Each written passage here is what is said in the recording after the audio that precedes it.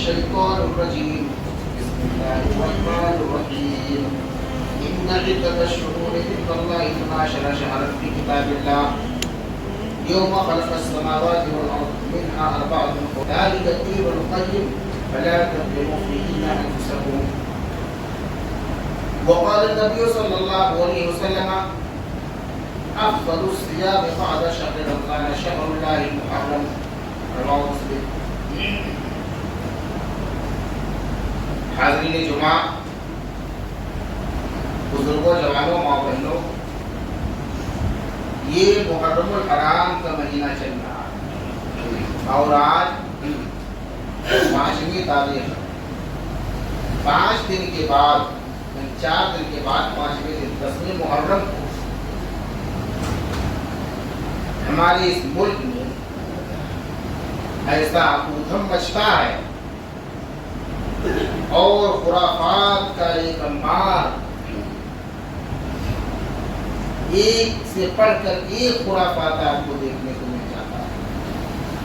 بہت سارے لوگ بڑی خوشی کے ساتھ شرکت بھی کرتے ہیں، بہت سارے لوگ چھپی ہوتی ہے، اپنے گھر میں ہوتا ہے، اپنے دین، اپنی عزت، اپنے آبرو کو محفوظ رکھتا ہے. آج کے خطبے میں میں اسی کے تعلق سے کچھ باتیں پیش کروں گا. میں نے کوشش یہ کی ہے کہ ایک ہی جملے میں بہت ساری باتیں آپ کے سامنے پیش کرنی چاہیے. اس لیے میں نے ٹاپک کا انتخاب کیا ہے ماہ محرم کی عظمت، شرعی حیثیت، شرعی و تاریخی حیثیت اور اس ماہ میں ہونے والی بدعت و خرافات. کتنی باتیں ہیں غور کریں گے آپ، لیکن میں کوشش کروں گا ساری باتوں کو بڑی مختصر انداز میں آپ کے سامنے پیش کروں. سب سے پہلی بات دیکھیے، ابھی میں نے قرآن پاک کی آیت کریمہ آپ کے سامنے پیش کی ہے، جس سے یہ بات معلوم ہوتی ہے کہ اللہ تبارک و تعالیٰ نے اس مبارک مہینے کو بڑی عزت اور بڑی عظمت بخشی. ان عدت الشہور عند اللہ، یقیناً مہینوں کی تعداد اللہ کے نزدیک 12. یوم خلق السماوات والارض، جس دن آسمان و زمین کو اللہ تبارک و تعالیٰ نے پیدا کیا. یہ سورج اور چاند کی جو گردش ہے اسی سے ایام بنتے ہیں. تو اللہ تبارک و تعالیٰ نے 12 مہینے اللہ نے خود بنائے ہیں. یہ الگ بات ہے کہ بعد میں انگریزی مہینے کا ایجاد ہوا تو بھائی اس میں کچھ کمی زیادتی ہو گئی. وکرم والا جو ساون بھادر کو کارتک جو ہم اور آپ بولتے ہیں انڈیا اور نیپال میں یہ والا ہوا تو اس میں کچھ کمی زیادتی ہو گئی. لیکن جو مہینوں کی تعداد ہے وہ ہر جگہ 12 ہی ہے. 12 سے 13 نہیں ہوا یا 12 سے 11 نہیں ہے. تو مہینوں کی تعداد 12 ہے. یہ اللہ تبارک و تعالیٰ نے بنایا ہے اس دن سے جس دن اللہ تبارک و تعالیٰ نے آسمان و زمین کی تخلیق کی. ان 12 مہینوں سے میں سے منہا اربعۃ حرم، 4 مہینے ایسے ہیں جو حرمت اور عظمت والے. حرمت اور عظمت والے کا کیا مطلب ہے؟ حرمت اور عظمت کا مطلب یہ ہے ان مہینوں کا ہمیں احترام کرنا. ان مہینوں میں قتال، جہاد، خوریزی، تصادم، کالم غلوج اور بول پھول جو اعمال ہے وہ ہمیں نہیں کرنا ہے. ذالک الدین القیم فلا تظلموا فیہ. یہ بڑا مضبوط اور مستحکم دین ہے تو تم اپنے اوپر ظلم نہ کرو. یہ اللہ تبارک و تعالیٰ نے قرآن پاک کی آیت میں اس لیے پیش کیا ہے کہ آپ کے سامنے ماہ محرم کی عظمت نمایاں ہو جائے. دیکھیے جو منہا اربعۃ الحرم ہے، 4 مہینے جو حرمت والے ہیں، احترام والے ہیں، صحیح بخاری کے اندر باقاعدہ تفصیل موجود ہے. ذوالقعدہ، ذوالحجہ، محرم اور رجب مبارک یعنی رجب. 2 مہینے گزر چکے، تیسرا مہینہ چل رہا ہے اور 1 مہینہ بعد میں آئے گا. تو یہ 4 مہینے ہیں. 4 مہینوں میں سے یہ جو مہینہ چل رہا ہے یہ ہے محرم الحرام کا مہینہ. لیکن آدمی جیسے اور مہینوں کو گزارتا ہے ویسے اس مہینے کو بھی گزار دیتا ہے اور اس کے احترام، اس کی عظمت اور اس کے تقدس کو پامال کر دیتا ہے. کوئی خاص خیال نہیں کرتا. اور آپ دیکھیے شرعی حیثیت کیا ہے میرے بھائی. شرعی حیثیت کی جب بات آتی ہے تو سب سے پہلی بات تو یہ ہے کہ اسلامی مہینوں کے اعتبار سے پہلا مہینہ، یعنی محرم الحرام جیسے جنوری فروری سے شروعات ہوئی، جنوری پہلا مہینہ، ویسے اسلامی کیلنڈر کے حساب سے یہ اسلام کا پہلا مہینہ ہے محرم الحرام. یہ اس کی شرعی ہے. دوسری بات ابھی میں نے بتا دیا یہ حرمت والا مہینہ ہے، یعنی 4 مہینے جو ہم چاروں میں سے ایک یہ محرم میں ہے، یہ اللہ کا مہینہ ہے. خطبہ مسنونہ کے بعد قرآن پاک کی آیت کے بعد ایک روایت میں نے پیش کی ہے، اس کے اندر جناب محمد رسول اللہ صلی اللہ علیہ وسلم نے ارشاد فرمایا، بخاری کو چھوڑ کر مسلم، ابو داؤد، ترمذی، نسائی، ابن ماجہ اور مسند احمد میں حدیث موجود ہے. افضل الصیام بعد رمضان شہر اللہ المحرم، سب سے افضل روزہ رمضان المبارک کے بعد اللہ تبارک و تعالیٰ کے نزدیک یہ محرم کا شہر اللہ المحرم، اللہ کے مہینے محرم. تو اللہ تبارک و تعالیٰ نے اس مہینے کی نسبت اپنی جانب کی ہے، یہ اللہ کا مہینہ ہے، شہر اللہ المحرم، اللہ کے مہینے محرم کا. تو مطلب یہ کہ بڑی عظمت والی چیز ہوتی ہے جس کی نسبت اللہ تبارک و تعالیٰ نے، تو بڑی عظمت ہے اللہ کا مہینہ. اس مبارک مہینے میں نفلی روزے کی بڑی قیمت ہے، بلکہ جو روایت بھی پیش روزے کے اندر ہے کہ رمضان کے روزے کے علاوہ تمام مہینوں کے اعتبار سے اگر کوئی مہینہ اللہ کے نزدیک روزہ رکھنے کے لیے سب سے زیادہ افضل ہے تو یہی مبارک مہینہ ہے محرم. اس لیے اس مہینے میں ہمیں زیادہ سے زیادہ روزہ رکھنا چاہیے، کیونکہ اللہ تبارک و تعالیٰ وہ اس مبارک مہینے میں، اس حرمت والے مہینے میں روزہ بہت. عاشورہ کا روزہ ایک تو اس مبارک مہینے میں ہم روزہ رکھتے ہیں، نہیں رکھ پا رہا ہے آدمی، عام طور پر لوگ لاپرواہی برتتے ہیں. اگر نہیں رکھ پا رہے ہو تو کم از کم ایک روزہ تو رکھیے نہیں، 10ویں محرم.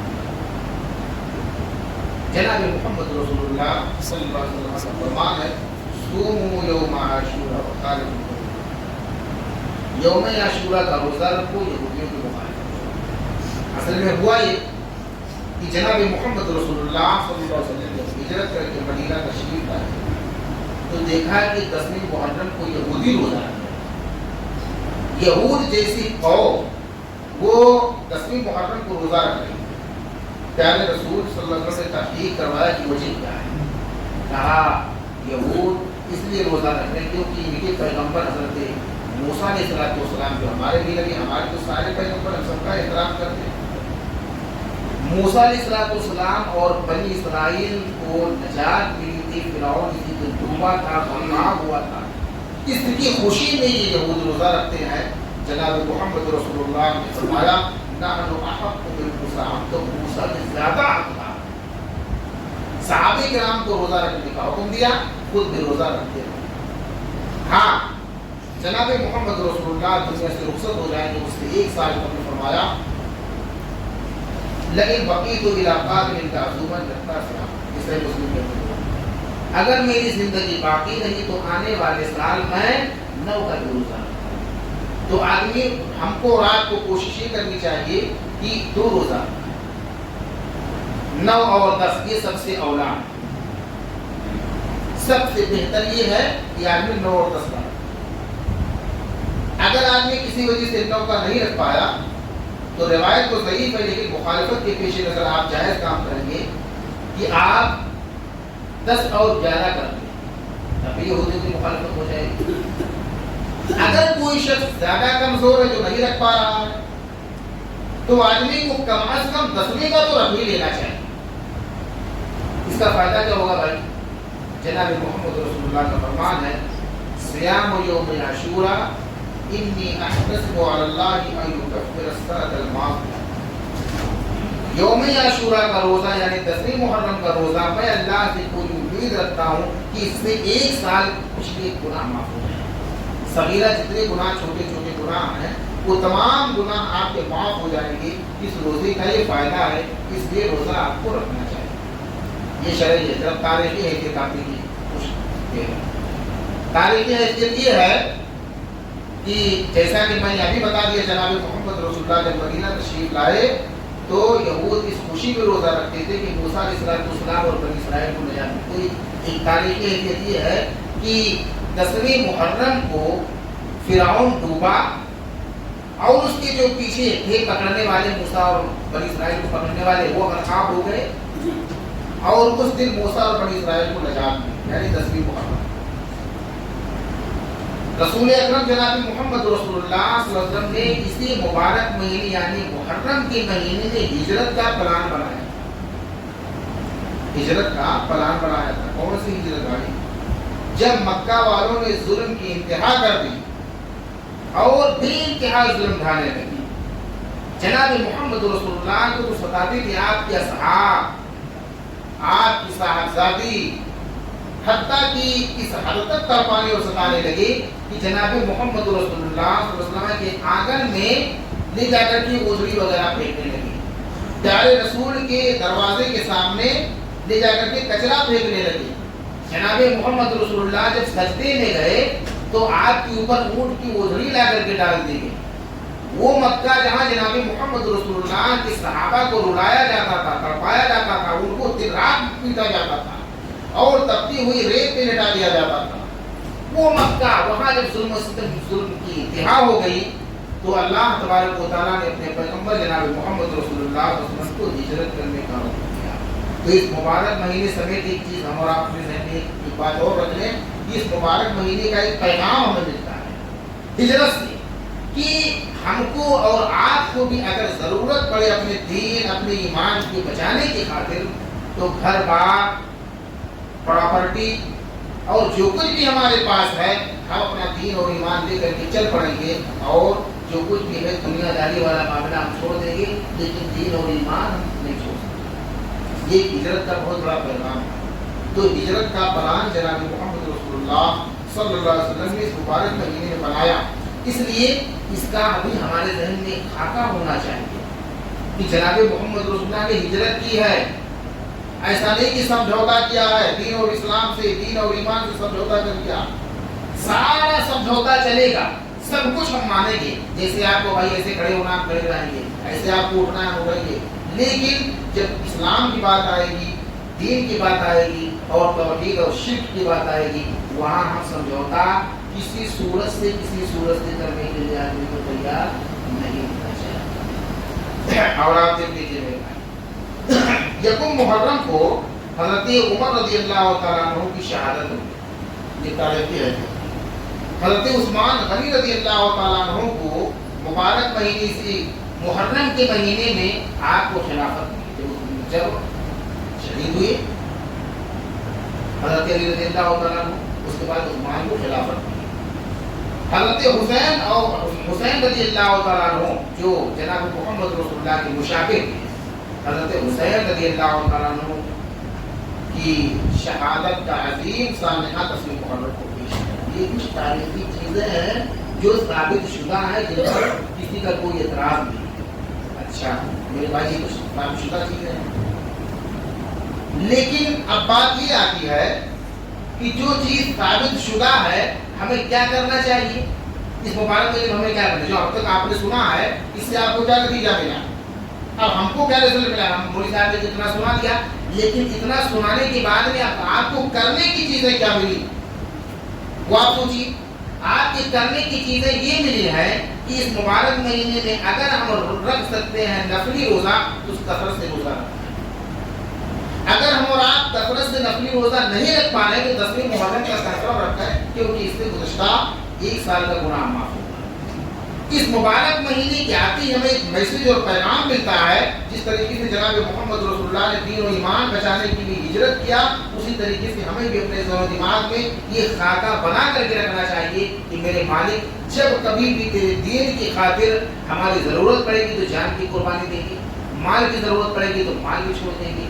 میرے بھائی ہجرت کے موقع پر آپ نے مجھ سے میرے ساتھ نہ معلوم کتنے عالموں سے سنا ہوگا کہ بعض لوگ تو ایسے جب جانے لگے ہجرت کر کے تو آئے کفار میں پکڑ لیا، کہا کہاں جا رہے بھائی، کہاں نہیں رہنے، کہا اچھا جو مال یہاں کمائے ہو نا جا کر کے وہاں کی قوم پڑھاؤ، مال سے یہاں چھوڑ کے جاؤ، مال چھین لیا، کہا نہیں ایسے نہیں، چل پوشاک نکال بھائی، کپڑا بھی یہیں کی کمائی کا ہے، کپڑا بھی نکال دو، تو کپڑا بھی نکلوا لیا، لیکن وہ انہوں نے اپنے دین اور ایمان کا سودا نہیں کیا۔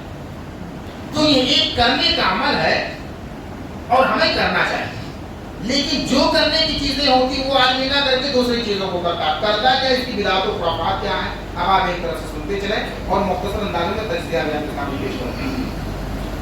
اس مبارک مہینے کو نحوست والا مہینہ لوگ قرار دیتے ہیں۔ نحوست والے مہینے کا کیا مطلب ہے بھائی؟ یہ منحوس مہینہ۔ اس مہینے میں حضرت حسین رضی اللہ تعالیٰ عنہ کی شہادت کا سانحہ پیش آیا۔ نہ شادی کریں گے، نہ بیاہ کریں گے، نہ خوشی منائیں گے، غم، یہ غم والا مہینہ ہے شیعوں کے، بریلویوں کے، اور نہ معلوم کن کے کلمہ پڑھنے والے مسلمانوں کے۔ اچھے خاصے مسلمان یہاں جو نماز روزہ کرنے والے نا، یہاں نماز پڑھ وہاں نماز پڑھ رہے ہیں، آپ دیکھنا مسلم محرم کو فضل الہی کے سامنے شربت دودھ پلائیں گے، کیسا ایمان ہے جو ہے۔ آپ اس مسجد میں آپ توحید و سنت والی مسجد میں آپ جمعہ جماعت بھی کر رہے ہیں، نماز پڑھ رہے ہیں، فضل الہی میں جا کر کے پڑھ رہے ہیں، اس میں کوئی بلاتی مسجد تو ہم کہہ نہیں سکتے کہ بلاتی مسجد ہے، لیکن وہاں بھی جو لوگ اپنے آپ کو دیوبندی کہتے ہیں وہ آپ کو وہاں شربت پلاتے ہوئے نظر آ جائیں گے۔ تصور کیجیے آپ کتنا غلط کام ہے۔ تو کرنے کی کیا چیز ہے؟ اس مبارک مہینے کو نحوست والا مہینہ قرار دینا، نہ شادی کرنا، نہ بیاہ کرنا، نہ خوشی منانا، اسے عام الحزن کا مہینہ قرار دینا، ایک چیز حالانکہ صحیح نہیں ہے، کسی بھی اعتبار سے نہیں سکتی۔ جناب محمد رسول اللہ نے اس مبارک مہینے کو کیسے بنایا بھائی، کیسے اپنایا ہے؟ جب مدینہ ہجرت کر کے آئے تو خوشی کے طور پر جس طریقے سے یہودی روزہ رکھتے تھے، پیارے رسول نے کہا ہم تو موسیٰ کے زیادہ حقدار ہیں، ہم روزہ رکھیں گے۔ تو پیارے رسول تو خوش ہو کر کے روزہ رکھے، پوری زندگی روزہ رکھتے، صحابہ کرام کو تلقین کیے اور یہ فائدہ بتلا دیا کہ گزشتہ 1 سال کا آپ کا گناہ معاف ہو جائے گا۔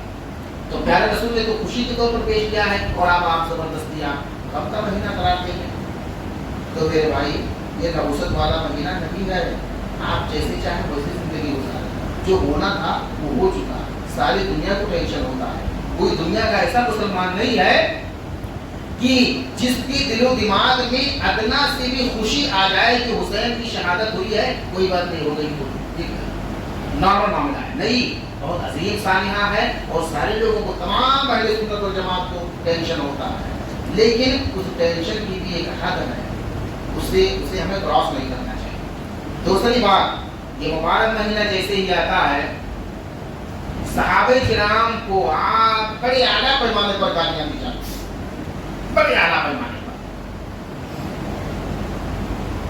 ابو بکر سے لے کر کے عمر کو گالی دیا، اور سب سے زیادہ جس کو نشانہ بنایا جاتا ہے امیر معاویہ رضی اللہ عنہ۔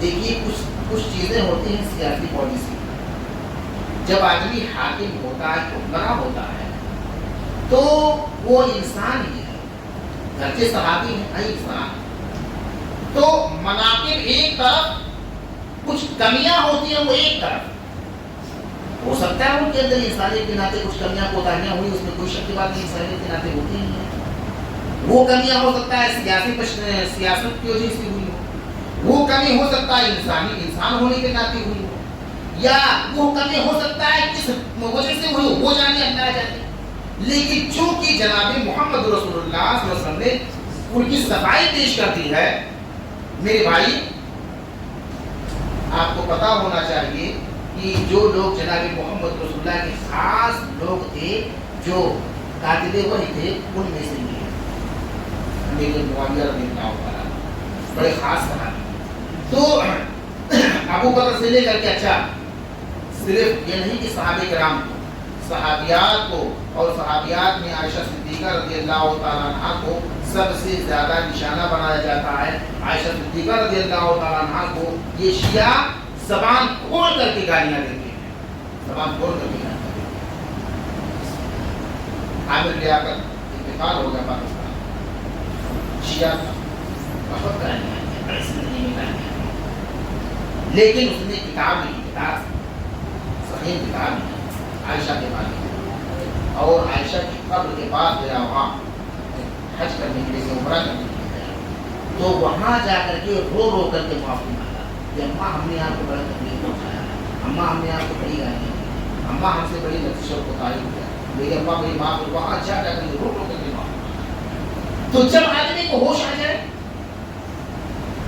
جب آدمی کو ہوش آ جائے کہ آپ کو ویڈیو وائرل آپ کو ملا ہوگا، آپ نے دیکھا ہوگا، ایک کا عائشہ فی النار، عائشہ فی النار، عائشہ صدیقہ رضی اللہ تعالیٰ عنہ جیسی محبوب بیوی جن کے جنت کے جانے کے بارے میں ادنا سا برابر کوئی شک بھی نہیں ہے، ان کو یہ شیعہ جہنمی قرار دے رہا ہے اور گالیاں بتا رہا ہے۔ تو میرے بھائی اچھا ایک بات کیا آتی ہے، جس صحابی سے کوئی کمی ہو گئی تو مولوی صاحب ہمیں بتانا تو پڑے گا ہی۔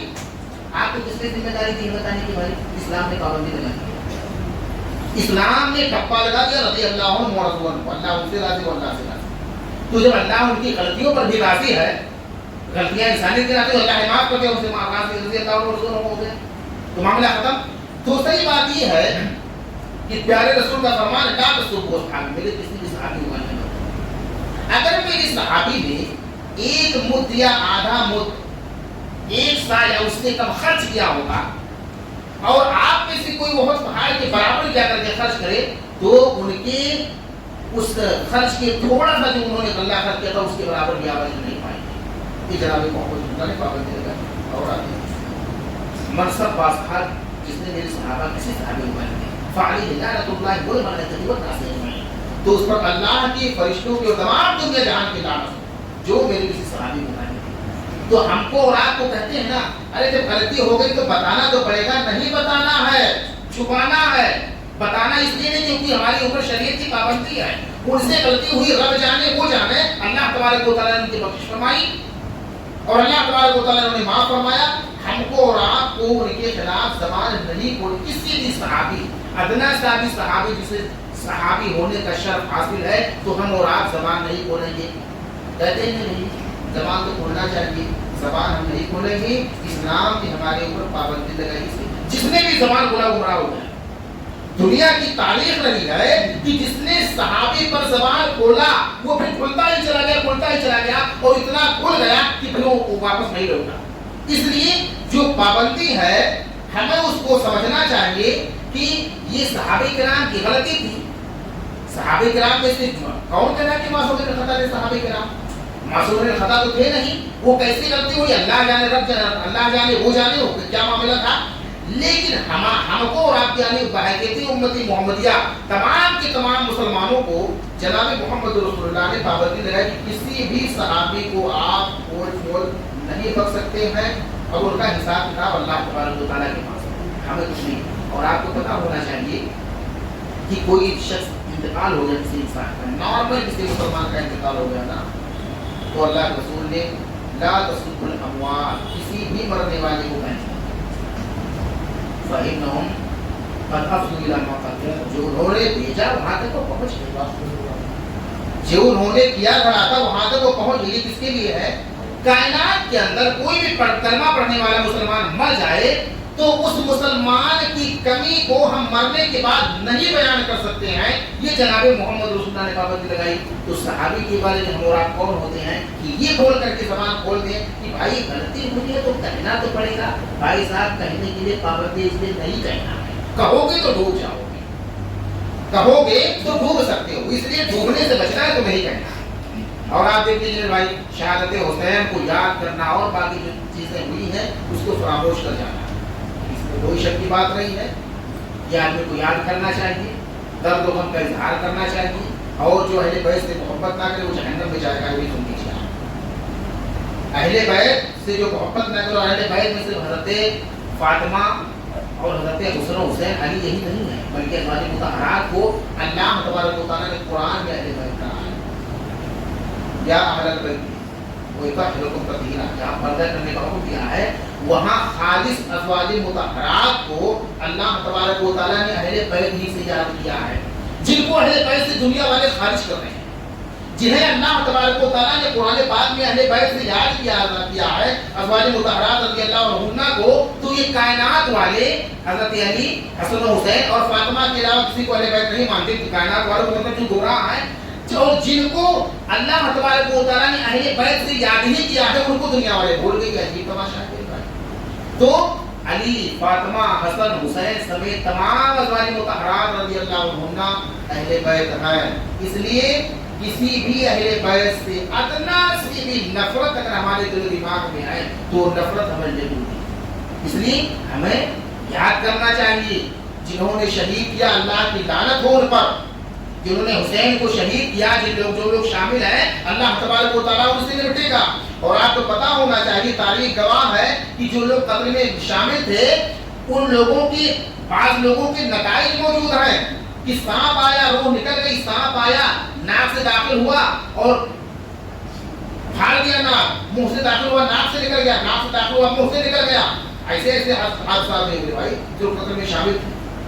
بڑی درگت کی موت ہوئی ہے ان لوگوں کی. لیکن ہم صرف کسی خاص بندی کو پکڑ لیں کہ نہیں یزید کے دور میں ہوا ہے کہ یزید تو بہت بڑا، اس کو پکڑو کہ نہیں.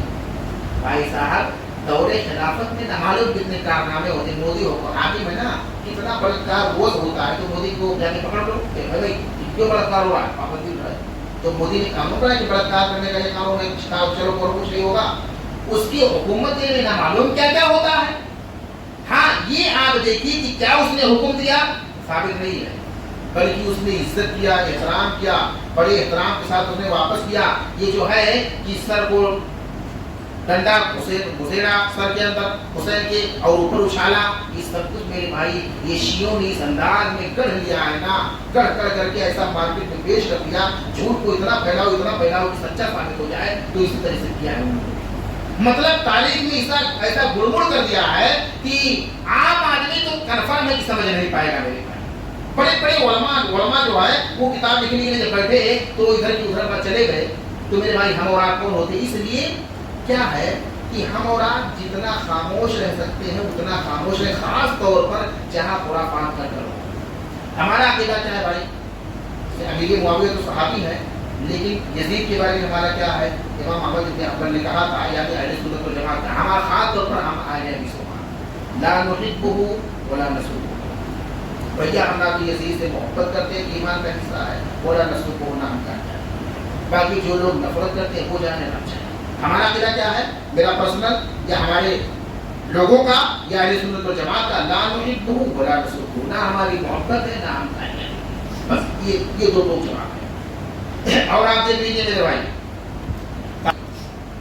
تعزیت کا مطلب ہوتا ہے تسلی دینا. یہ تسلی جانتے ہیں کب دی گئی ہے؟ حضرت حسین رضی اللہ تعالیٰ عنہ شہید ہو گئے 352 ہجری میں. معیز الدولہ ایک شیعہ بادشاہ تھا، اس نے جو ہے 352 ہجری میں یہ تعزیہ یعنی تسلی دینے کی شروعات کیا. 352 ہجری کئی صدیاں گزر گئی. جب صدیاں گزر گئیں اس بیچ میں کوئی تسلی نہیں دیا دینے والا نکلا، اور اس کے بعد یا جو شرعی حساب سے تسلی ہوا. لیکن یہ بندہ ایسا نکلا جو بڑی اعلیٰ پیمانے پر دکان بند کروا کر کے اور کپڑا بڑا طور پر اس نے یہ پارٹی کر کے اور باضابطہ طور پر اس نے تعزیہ داری کی شروعات کی، جو آج ہو رہا بھوگت رہے ہیں. حالانکہ پتہ ہونا چاہیے کہ جو حضرات اپنے آپ کو حنفی کہتے ہیں تو کائنات کے اندر کوئی دنیا میں بھی کوئی ایسی کتاب چھپی ہی نہیں ہے جس نے امام ابو حنیفہ رحمۃ اللہ نے کہیں کہہ دیا اور تعزیہ نہیں کرتا. تو چلو نہیں کرتے، حنفی حضرات نہیں کرتے، الحمدللہ.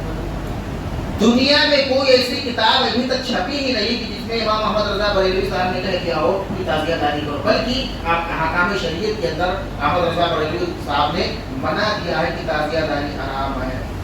لیکن کیا کرے آدمی؟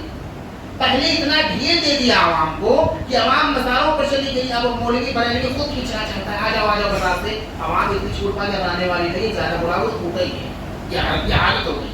تو ایسے اتنا ڈھیر دے دیا کہ اب پیچھے جانا مشکل ہو رہا ہے. اب جو ہے پلان بنانے میرے بھائی، میرے تعلقات ہیں ان کے عالموں سے، کہتے ہیں مولوی صاحب یہ ہمارے عالموں کے کا نتیجہ ان کے ڈھیر دینے کا کہ جو صوفی اپنے آپ کو بولتے ہیں، جو مزار پر بیٹھے ہوئے رہتے ہیں، ہم جب ان کو سمجھانے جاتے ہیں کہ یہ الٹا ہمیں اب سمجھاتے ہیں، الٹا ہم کو سمجھا رہے ہیں. اور میں نے کبھی آپ کے سامنے پیش کیا تھا ان کی دلیل کہ ایک صوفی کے پاس بریلوی علماء گئے کولٹا میں، گئے کہا بھیا تم یہ تعزیہ داری الٹا سیدھا حملہ کرتے ہو کیا کرتے ہو, ہمیں جواب دینا پڑا, جواب نہیں دے پا رہے ہیں. آپ اس سے بڑا بادشاہ, ہمارے پاس کوئی دلیل نہیں ہے ڈھول بجانے کی, تازیہ داری کرنے کی. ہمارے احمد رضا خان بریلوی صاحب نے منع فرمایا ہے, یہ دیجیے دلیل. تو وہ صوفی کہہ رہا ہے دلیل تو میں نظر نہیں آ رہی ہے. یہ جب بارش ہوتی ہے برسات کے مہینے میں اللہ گھڑ گھڑ گھڑ گھڑ گھڑ اللہ تعالیٰ بادل کر جاتا ہے, کیوں کر جاتا ہے بھائی؟ یہ دلیل ہے. یعنی جب بارش ہوتی ہے بادل گھڑ گھڑ گھڑ ہوتا ہے تو جب اللہ تعالیٰ کو گڑگڑا رہا ہے وہ بھی تو اس کو آواز تو بڑی دور تک جاتی ہے. تو یہ ہے ڈھول کی دلیل. تو یہ صوفی اتنے آگے نکل گئے, کھینچنا بڑا مشکل ہو رہا ہے. میرے بھائی کسی بھی مسلک کے اندر نہیں ہے کہ تعزیہ داری کیا جائے. ائمہ اربعہ میں سے کسی امام نے نہیں کہا کہ تعزیہ داری کی جائے. اور جو حضرات کا ریشیوں کو چھوڑ کر کے جو ہمیں اہل سنت و جماعت میں شامل خاص طور پر ہمارے بھائی ان کے امام محمد رضا خان بریلوی نے منع کیا ہے, نہ یہ کہ انہوں نے کہیں کرنے کے لیے کہا ہے. اس کو آپ نے ذہن میں رکھنا ہے. ماتم نہیں سمجھنا ملت پر خروج آوشک پر لوگوں کو بتا ہو جائے گا. وہ ہم میں سے نہیں ہے جو گربان پھاڑے تھپڑ مارے اور جاہلیت کی پکار پکارے. ایک خاص انداز میں نوحہ کیا جاتا ہے, ایک خاص انداز میں ماتم کیا جاتا ہے. پیارے رسول کا فرمان ہے نوحہ کرنے والی نوحہ کرنے والی عورت نے اگر توبہ نہیں کیا تو اس کو قیامت کے دن کھجلی والا لباس پہنایا جائے, خارش والا لباس. وہ ہر جگہ اپنا کھجلاتی تھی زندت ہے. تو میرے بھائی نوحہ کرنا ماتم کرنا بھی حرام جو اعلیٰ پیمانے پر ہوتا ہے. یہ بات ہے. شربت پلانا, میں نے کیا بتایا, فضل الہی کے سامنے لگ جائے گا شربت. اب کہیں گے او مولوی صاحب فضل الہی کا نام لے رہے ہو, آپ کو تو کاٹ دیں گے ہم, تو نام نہیں لیں گے تب کیا کریں گے بھیا؟ جب وہاں پلاتے ہیں لوگ تو نام نہیں ہوگا تب کیا کروں گا؟ نام پلاؤ تو نہیں نام لوں گا. اب کون پلا رہا ہے اس کو تو نہیں پتا ہوں, میں جانتا ہوں, لیکن پلاتے ہیں لوگ. اس لیے میرے بھائی شربت وربت نہیں پلانا چاہیے. اس سے بات آ جائے گا کیوں نہیں پلانا چاہیے؟ جو دن روزہ رکھنے کے لیے جناب محمد رسول اللہ نے خاص قرار دیا ہے, جس دن پیارے رسول نے روزہ رکھا, یہود جیسی قوم روزہ رکھ رہی ہے, رسول کے صحابہ روزہ رکھے, ائمہ اربعہ روزہ رکھے, آج تک محدثین اور علماء روزہ رکھتے ہوئے آ رہے ہیں. اس دن تو روز شربت پلا کر روزہ توڑوا رہا ہے, تو اس کو کہیں کہ بڑا نیک کام کر رہا ہے. کہیں گے نہیں, گرمی کا مہینہ ہے, پیاس لگتی ہے, لوگوں کو پلاتے ہیں. تو جو ثواب کا دن ہے, جس دن لوگوں کو روزہ رکھ کر کے اجر حاصل کرنا ہے اور ایک سال کا گناہ معاف کروانے والا دن ہے, بیوقوف کھڑا ہو کر کے سبیلے لگا کر کے شربت پلا رہا ہوتا ہے, تو اس کی بھیا میں تو کم سے کم تعریف نہیں کر پاؤں گا. میں بتا رہا ہوں, اب وہ چاہے ہمارے مسجد کے سامنے کوئی پلایا جائے تو اس کو کہیں گے وہاں پلا رہا تو وہاں کہہ رہا ہوں. لگائیں گے شربت, بیچیں گے روح افزا, اس کے علاوہ کیا نام ہے وہ ٹھنڈا کو کولا نہ معلوم کیا لا کر کے بانٹیں گے. میرے بھائی نہیں کرنا چاہیے, یہ بدعت ہے. بس میری بات تقریباً مکمل ہو گئی ہے.